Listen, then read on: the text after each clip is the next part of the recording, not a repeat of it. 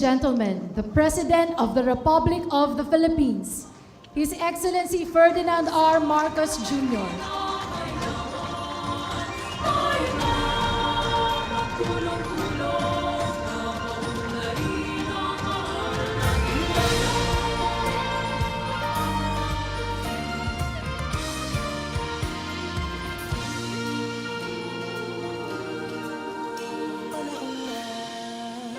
Pagbabago, dahil sa ito ay kinakailangan tayo na magtulong-tulong, napaon na rin ang mahal na. We may now be seated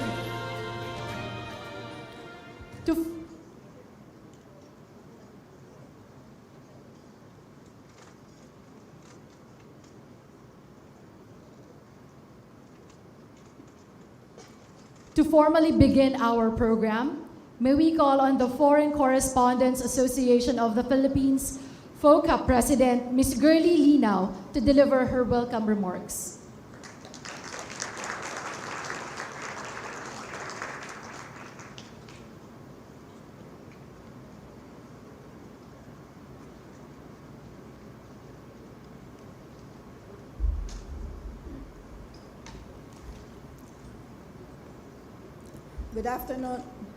Good afternoon, Mr. President. Good afternoon, everyone. Thank you for being here with us today. Welcome to the FOCAP 50th Anniversary Presidential Forum. The last time we held a presidential forum was almost a decade ago in 2015. So we're very excited to revive this journalistic tradition this year when FOCAP is celebrating its 50th founding anniversary. This annual event began when the late President Ferdinand Marcos met with the association on June 3, 1977. That was 3 years after FOCAP was established in 1974. A copy of the then President's speech can still be found in the official Gazette today. We thank you, Mr. President, for accepting our invitation and upholding this important tradition of engaging with FOCAP members. At a time of disinformation and misinformation, the ability of the press, including the foreign media, to directly hear from the highest official of the land and to ask questions on various topics, especially foreign policy and national governance, is crucial in keeping the public and the world informed. We hope that this will be the start of an annual event during your presidency, sir. Again, thank you and good afternoon, everyone. Thank you, Ms. Linao. And now may we call on retired Chief Justice and Executive Secretary Lucas Bersamin to introduce our guest of honor and keynote speaker.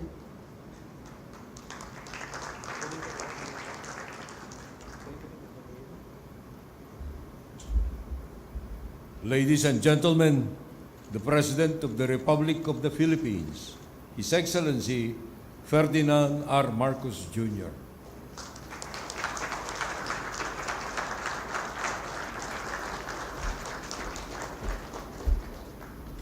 Thank you very much, Secretary Luc Bersamin, for your introduction. Please be seated. The Excellencies of the Diplomatic Corps, the Foreign Correspondents Association, or FOCAP, President Girly Linao, officers and members of Foreign Correspondents Association of the Philippines, my fellow workers in government who are here with us this afternoon, ladies and gentlemen, distinguished guests, good afternoon. This luncheon is I would say, very profound moment for me on a personal and on an official level. Your first guest to this luncheon was my father 50 years ago. 5 decades later, I stand here and I address you as President to celebrate the golden anniversary and carry on the legacy of this important media tradition. As President, I will seek this forum not only to explain our policies, but to renew my vow to what I deeply believe in, that the President's role is to defend press freedom and not lead in destroying it or demeaning its practitioners.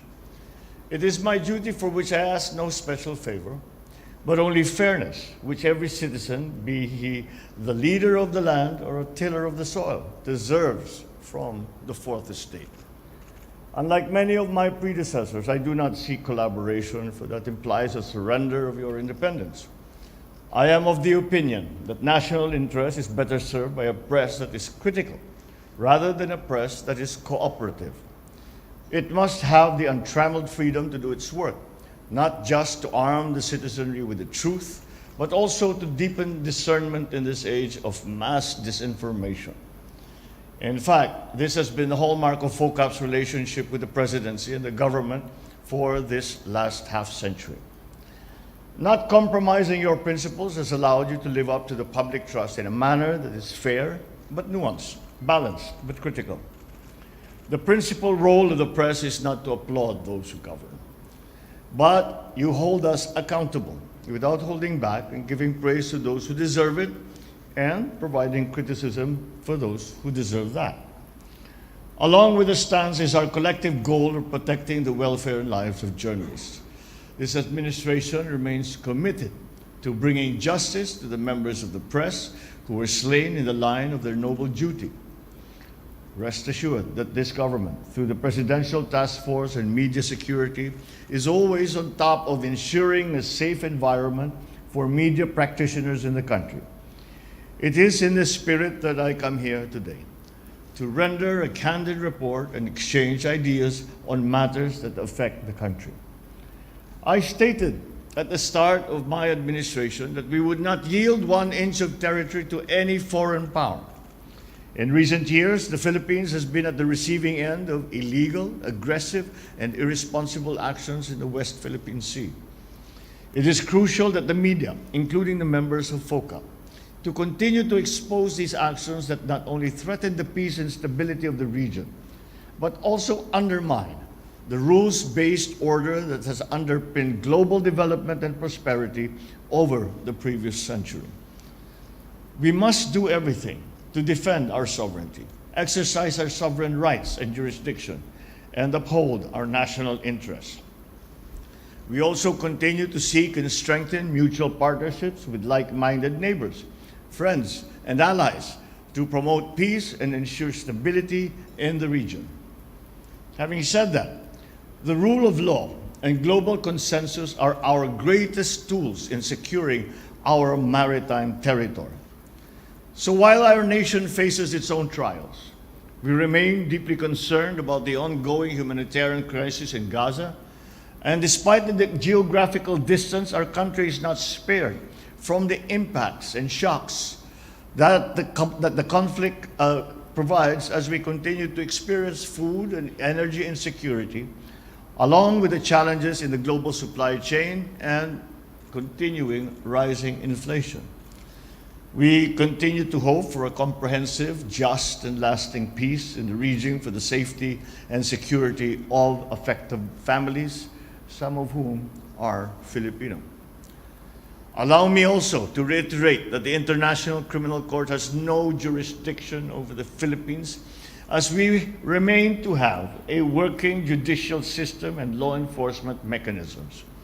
This administration's concept of the anti-illegal drugs campaign has also been transformed, as we are focusing more on prevention and rehabilitation.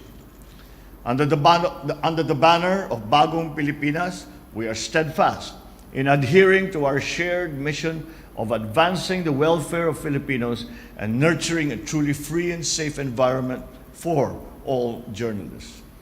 Once again, congratulations, Happy Golden Jubilee FOCAP. Thank you very much. Mabuhay kayong lahat. Maraming salamat. Mabuhay ang bagong Pilipinas. Thank you, Mr. President. May we request the President to kindly remain on stage for the open forum? And may we call on once again the FOCAP President, Ms. Girlie Linao, to join the President on stage.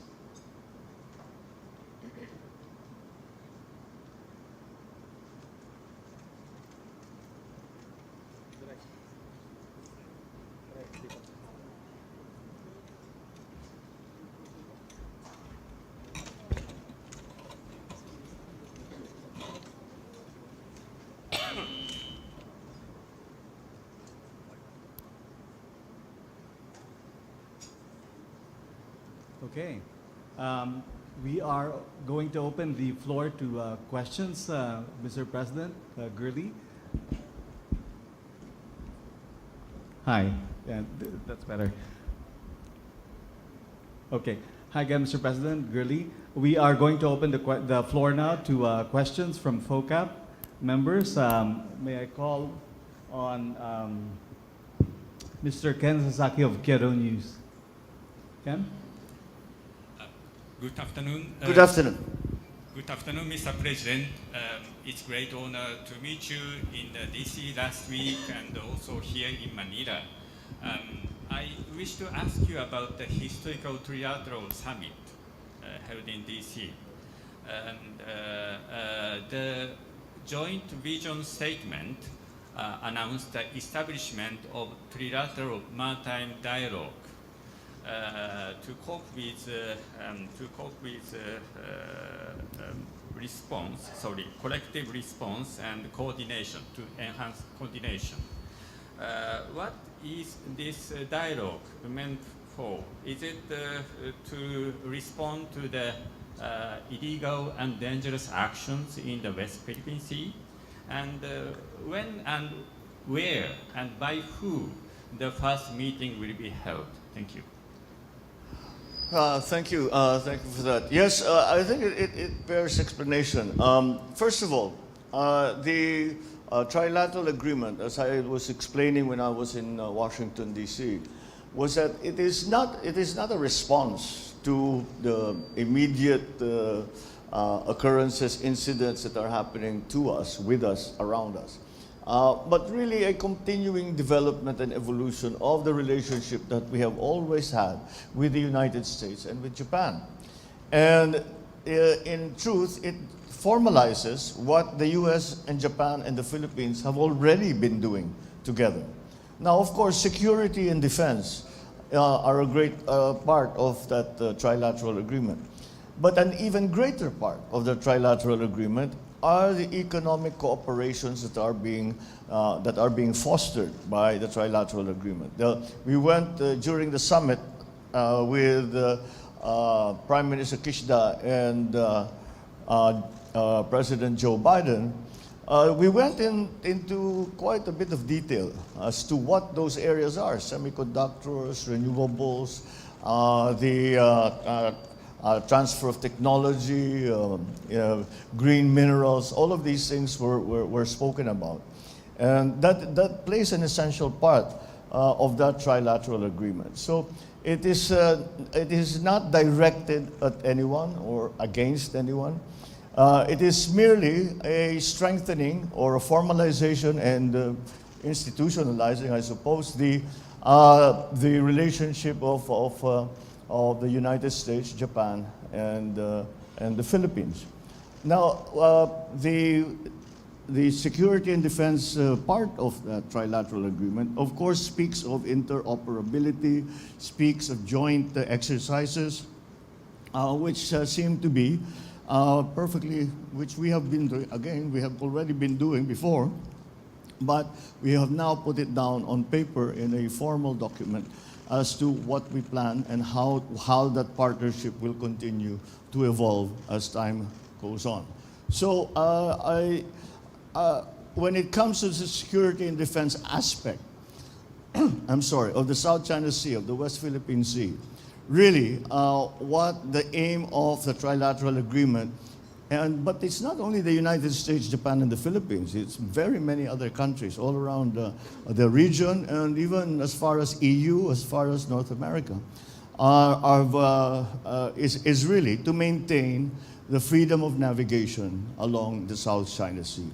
Simply because it is a recognition that the world right now is still having to recover from the pandemic economy, from the shocks that came from the Ukraine, the war in Ukraine, and then now the Middle East. We just had a big escalation with Iran attacking Israel. So these are the elements that we are having to deal with. These are the shocks that are completely beyond our control. So we have to maintain commerce, we have to maintain the peace, we have to maintain stability. And that's what really the point of the Trilateral Agreement is so that we provide for ourselves in the region, in the Indo-Pacific region, an area of peace and stability so that we can all find our way in this new global economy, post-pandemic economy. And I think that's really the point of that Trilateral Agreement. Follow-up question, Ken? Thank you, President. Also, this statement mentioned, as you mentioned, that about the HADR exercises, trilateral ones, and that can be integrated in the maritime activities, such as Balikatan 2025. Does it mean that the Japanese Self-Defense Force can be a regular member of this Balikatan exercise? And how and when the first HADR exercise would take place? Thank you. Well, Balikatan is traditionally between the Philippines, which together with the Philippines and the U.S. It is part of our mutual defense treaty that we hold these exercises every year. Now, with the inclusion of Japan into some of these exercises that we've been doing, not only Balikatan but others, I don't see any reason why Japan should not be part of those exercises in the future. And that again is, I think, is a good move for us to make, simply because it will make it easier for us to work together and to coordinate together, and again, so that we can do the most, focus where the problems are, maximize the resources that we have, so that we can maintain the peace and stability and freedom of navigation, and adhere totally and completely and constantly to the rule of international law, and specifically the UNCLOS. So the Thank you. Balikatan can be trilateral next year. I cannot hear. I'm sorry? So the Balikatan can be trilateral exercise next year. Well, we'll see about that. You're not the first person to mention it, and I think that may be something that we can study. So we'll let us just do this Balikatan now. The Balikatan exercise that we are coming into now are the largest exercises that we have ever had, the most complex, and it touches on areas that we have never really had to deal with before, specifically cyber security, command and control, all of these things that we did not that previously we had not included in our coordinative efforts for Balikatan. So let's get through that, and then after that we'll look again how the Trilateral Agreement has allowed us to more options to include Japan. And we'll see. And I for one have no objection to such an idea. Thank you so much, Ken. Thank you. May we have Mr. Noriyuki Sakai of NHK, please? Thank you for taking my questions, Sure, President. of course. So my question is regarding about the West Philippine Sea and also the Mutual Defense Treaty. Despite a Yungin incident recently where some soldiers were injured, President, you said that there were no reason to invoke the Mutual Defense Treaty. So under what conditions would it possibly be invoked? I think Secretary Austin explained it very well. If any serviceman, Filipino serviceman, is killed by an attack from any foreign power, then that is time to invoke the Mutual Defense Treaty. I actually, when I spoke to him in Washington, I thanked him for making it very, very clear to everyone, and he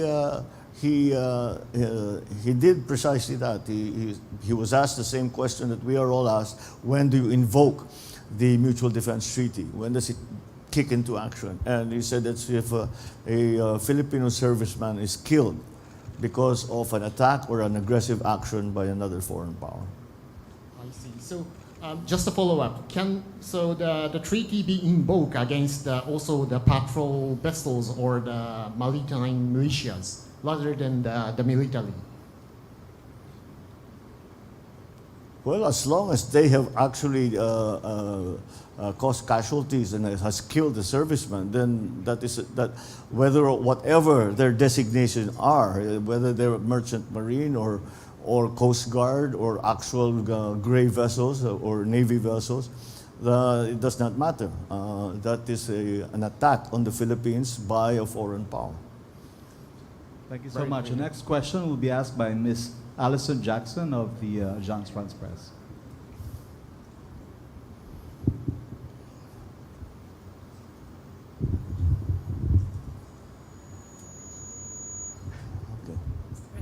Hello, Mr. President. Excuse me. Does the Philippines have a plan to give the U.S. military access to more Philippine bases as part of EDCA, such as building one on Batanes? And are you concerned that such a move could provoke even stronger actions? Sorry, could you hear me, sir? I can, yes. You can, okay. Let me just start again. Does the Philippines plan Yes. to give the U.S. military access Let to me more... stop you right there. The answer to that is no. The Philippines has no plan to create any more bases or give access to any more bases. So, yes. So, Okay. but That's- if there's anything else you'd like to ask, I'm happy given to. that they've been granted access to 9 bases so far, are you concerned that this is part of this could be provoking the strong actions by China in the South China Sea, or do you actually consider these sites as protection in case of a conflict between the US and China? No, I think that's turning the situation on its head. These are reactions to what has happened in the South China Sea, to the aggressive actions that we have had to deal with, the water cannoning, the lasers, the collision, the blocking of our bangka, our fishermen, the putting of barriers across Scarborough Shoal. This is a reaction to that. This did not cause that. That happened before we had EDCA. And just to clarify, that's a categorical no to more EDCA bases? No, definitely. No. The Philippines has no plans to open or to establish more EDCA bases. As my follow-up question, are you concerned that a Donald Trump administration would not offer the same ironclad commitment to the Philippines that the Biden administration has repeatedly made as recently as last week? And what impact would that have on the Philippines' strategy of pushing back against Chinese actions in the South China Sea, such as publicizing incidents? Well, I think it would be artful to say that we do not watch closely the political cycle that is ongoing in the United States. Because inevitably, if there is a change in government, if President Biden is reelected, then we have a fairly solid ground to base all our positions on, because we have already spoken with him. But inevitably, if there is a change in government, then there will be changes in policy. We do not know what those are. But I believe that what we have agreed with the United States are beyond politics. And I think that since they almost rise to treaty agreements, those treaty agreements must be honored. And that, I think, puts us on good ground. But I will not deny that we look, certainly we examine who's going to be in charge, in case the former President Trump is reelected, what will be the changes that will affect us? It's hard to say. It's all speculation for now. Thank you so much. Thank you. May we have Ms. Raisa Robles of the South China Morning Post. Good afternoon. Sir. This is concerning the Arelma case involving ill-gotten wealth of your family of at least $40 million in bearer bonds invested by the Panamanian corporation Arelma in Merrill Lynch in New York. Okay. The Philippine government petitioned to get it back, but you filed a petition in 2009 in New York, also later before the Supreme Court here, to stop it. According to the World Bank, it is still pending, Now that you are the President representing the Philippine government, with the Solicitor General and the PCGG under you, which side will you represent, Mr. President? Will you fight yourself so that the Philippine government that you now represent can finally get it for the Filipino people? You know, it's hard for me to answer. You clearly know more about the case than I do. I really haven't looked at it in years. And I would advise you to talk to the lawyers that are handling it, because I'm not being specious or anything like that. Matagal ko nang hindi narinig yung pangalan na Arelma. We were still in Hawaii when we were hearing that name. So we haven't really been attending to it. The previous cases, cases that were filed post 1986, I have not touched. I have nothing. It would be highly improper for me to involve myself in that. Besides, I don't have the time to do it, so I leave it to the lawyers. Follow-up question, please. Yes.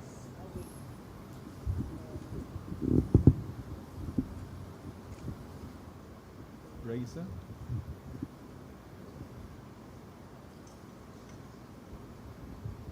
Okay.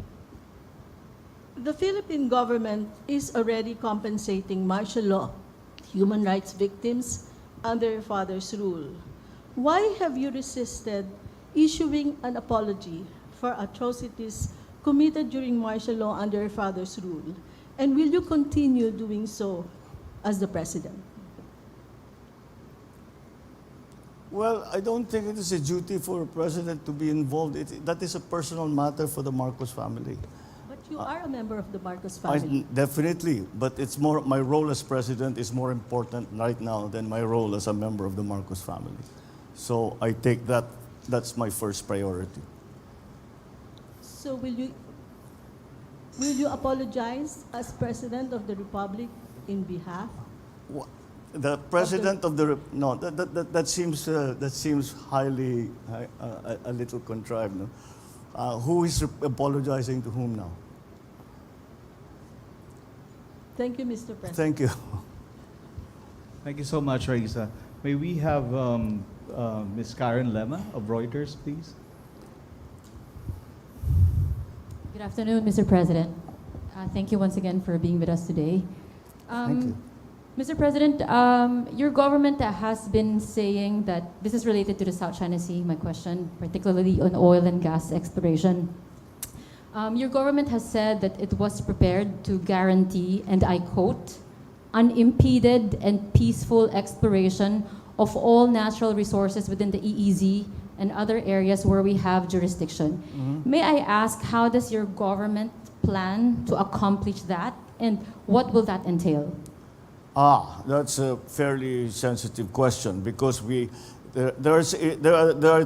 me categorize those areas that are ripe or that we are looking at for exploration. There are those who are in non-conflict areas. That's what we defined, that's what we term them as now, the conflict areas and non-conflict areas.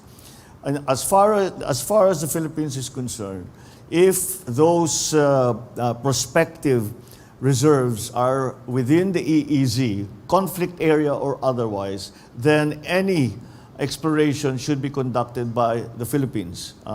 So if that, however we choose to do it, if we choose to do it by ourselves, if we choose to do it in partnership with other corporations, or which we probably will be the case, because we don't have the capacity for that very large scale heavy engineering in terms of exploration.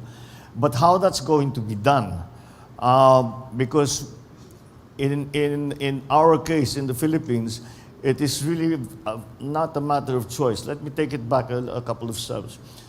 In the Philippines, we are presently trying to shift our mix of power generation from fossil fuels away from fossil fuels towards renewables. Now, that doesn't happen in an instant. You do not flick a switch and you are suddenly all renewable. You have a transition period, which is turning out to be much more complicated than everyone thought. But anyway, in the Philippines, we have decided that LNG is going to be our transition fuel.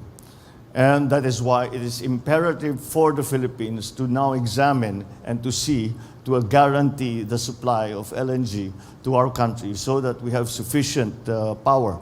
Because it's not enough that we maintain the levels of power generation that we have now. With all the plans that we have, essentially to industrialize the Philippines, it's essentially to enter into the digital space, all of these things require a great deal of power. And so it is important to the Philippines that we explore those reserves and see exactly what there are and how we go about exploiting them and bringing that gas supply to the Philippines. So we are doing our best. I think we will, of course, to keep it simple. I think the prevailing term these days is pick the low-hanging fruit. So the low-hanging fruit will be those reserves that are within our EEZ that are not in a conflict area. We'll attend to that first, and then we'll see what else that we can do. We need them all, though. We need them all. Even if we do well with the non-conflict areas reserves, we still have to look at all the others, whether they be in conflict areas or otherwise.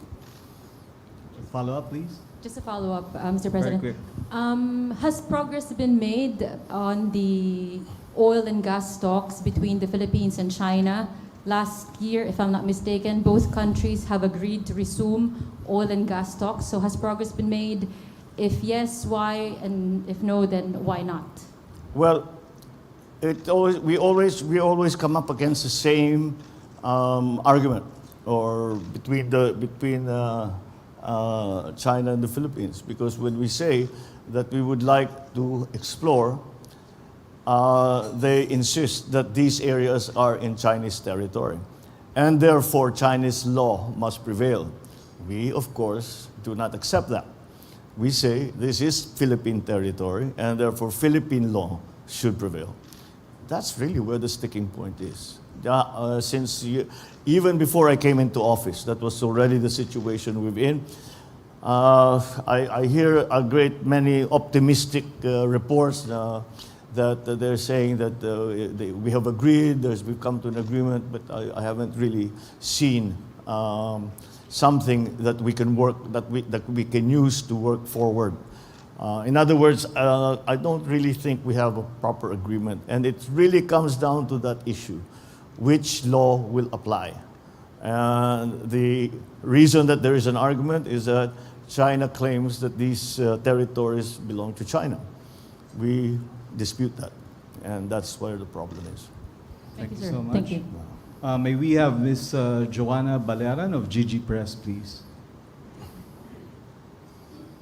Good afternoon, Mr. President. I'm Joanna Balyaran from GG Press. Sir, my question is about Japan and the Reciprocal Access Agreement. So, when will the Philippines and Japan sign the agreement? And can you please give us a time frame? For the RAA, sir. For the RAA, the Reciprocal Access Agreement with Japan. the reciprocal. Yeah, we're working on that. Yes, we are. Malapit na. Sorry, that will be coming soon. We spoke about it again with Prime Minister Kishida when I was in Washington. There aren't any real conflicts in principle.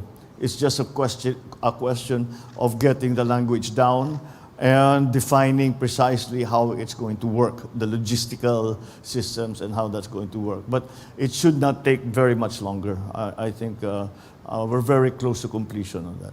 Okay, sir. Just a follow-up. Sure. Filipino comfort women who are still seeking World War II justice and reparations are raising concerns about the RAA.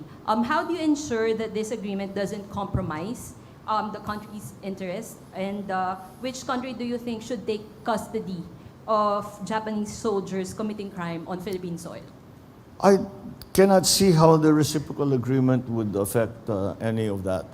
It essentially talks about that Japan allows us to make ports of call in Japan and vice versa. How it will possibly affect the issue about comfort women and what allegations that are made against war criminals during the Second World War. I cannot see how it will bleed into that. I think it's quite distinct and discrete in its effect. About the custody, sir. About the Custody. of The custody of erring Japanese servicemen on Philippine soil. Which country do you think should take custody of these Japanese servicemen in case RAA is approved? Oh. It's not the same as a visiting forces agreement. That I think is that's not similar. The visiting for we've had problems with that with the Americans, some American forces, as we all know. But that's not it's very, very different from what the reciprocal agreement will be with the Japanese. It's not going to be as if it's their base and the people their seamen will come down and will go into the city and go into. Well, I don't think that's a part of the agreement. Thank you so much. May we have Mara Cepeda of the Straits Times, please? Hello, Mr. President. Hello. Sir, you already reiterated the position of the Philippines regarding the ICC. Yes. And so, sir, I raised the issue of the Philippines advocating for an international rules-based order. We're pushing for it when we are resisting Beijing's aggressive actions against the Philippines in the West Philippine Sea. But we are opting out of the Rome Statute when an adverse case has been lodged against us. So, sir, is the rules-based order only applicable to the Philippines when it's convenient for us? What is the rule about the ICC? When do they adopt jurisdiction? They adopt jurisdiction in a country, or they have jurisdiction in a country when no judicial system is working, is functioning, no police no police force is functioning. In other words, that probably there is war. And none of these issues about war crimes and all of this are being attended to, simply because the administration, especially in the judiciary, especially in law enforcement, are not functioning. That is the reason why we are saying we are well within the rules. It is their rule. It is the rule of ICC that they come in when there is no judiciary. They come in when there is no police force. We have a judiciary. The Chief Justice, the former Chief Justice, is sitting right here. He will explain to you how healthy and robust and how active the judiciary is. The police force, I think, the same thing. So that is the reason. It is not. We are well within. We are well within international law when we take the position of not recognize the jurisdiction of ICC in the Philippines. One follow-up, sir. So Yeah. if the ICC issues an arrest warrant against former President Duterte, will the Philippine government hand him over? Will we do what? Will the Philippine government hand him over if the ICC... We don't recognize the warrant that they will send to us. So that's a no. That's a no. Thank you, sir. Regine Cabata of the Washington Post, please. Good afternoon, Mr. President. Last week, you said that you were horrified at the prospect of a gentleman's agreement between former President Duterte and China. Wouldn't you be? Of course. I think we all should, right? Mm-hmm.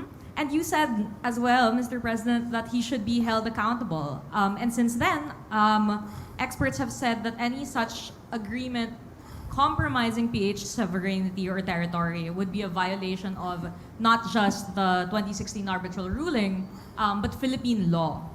So my question for you, sir, is how do you intend to hold former President Duterte accountable? Are there any actions being taken on this front? Well, we still have to find out what it is all about. We cannot. I've tried to get in touch with former officials of the previous administration who could possibly have been involved in these discussions. And I have to tell you, I haven't gotten a straight answer out of anyone. Now, one party says, one person says, there's no agreement. Another says, no, there was talk, but it's only status quo. No, there was, and another one will say, there was an agreement. So I'll go back to the three questions that I asked when this subject came up. Number one, the first question I want answered is, was there an agreement in fact? I think by now we can see that in fact there was a secret agreement. And what verifies that, and what I think, for me at least, convinces me that there was in fact a secret agreement, is the insistence of the Chinese government that there was a secret agreement. I do not think the Chinese government, I don't think Beijing will just make up and just out of nowhere say there was a secret agreement when there was no such thing. All right, so I think, to my mind, that is sufficient to me to prove to me that there was such an agreement. The second question I need answered is, what is contained in that secret agreement? What did we agree to? And why did we agree to that? What exactly is it that we compromised? Number two. Number three, and this is a critical question, why did you keep it secret? Why is there not one single document that contains that agreement? Why is there not one shred of evidence that can show that this agreement exists? Why, when the transition period between the previous administration to this administration, did no one mention a secret agreement? Why was it kept secret? These are very simple questions, but I'm finding a great deal of difficulty finding answers for them, because I hear one thing and another thing and another thing and another thing. And it's all very maraming palusot. In other words, I don't know how to translate that in English, but maraming palusot. Let me add a fourth question to that, Mr. President. What happens if you find out that there might be a legal liability on the part of former President I cannot Duterte? see how there could possibly be a legal liability. There is no evidence of any agreement. Okay. Is there a document that is signed? I'd love to see it. Mm-hmm. You know, it does not affect the Philippines. And if there is, I have said that before, when this first came up a few months ago, and it turns out that the Chinese are insisting that there's a secret agreement, and perhaps there is. And I said, I don't know anything about the secret agreement. Should there be such a secret agreement, I am now rescinding it. So I've rescinded it, if indeed it exists. We are so far from getting to the truth, to the nub of the thing. We are so far away from it yet that it's very hard to give a reaction to those questions. Let's get those three questions answered. We've answered the first one. Now, what is contained in that secret agreement, and why was it kept secret? Those are the two questions left. Once we get those three answers, real answers, then we will know what to do. Just a quick follow-up, Mr. President. You also said last week that you found the silence of Vice President Sara Duterte understandable, even as her family members have attacked you lately. And some analysts have even said that the family is out to undermine your policy. How would you describe your relationship with the Duterte family currently? And how would you reconcile your continued allyship with the Vice President and her family's vocal disdain for your policy? It's complicated.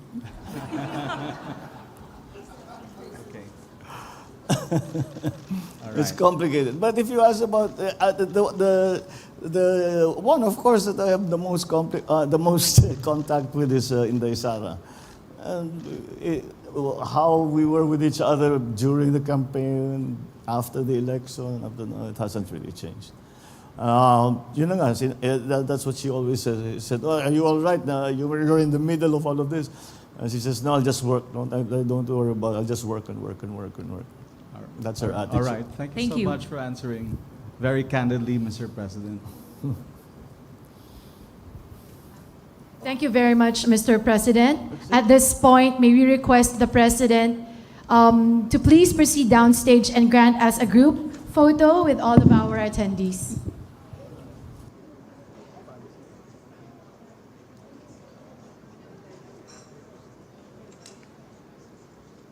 Likewise, may we request our attendees to gather at the center and join us with a group photo.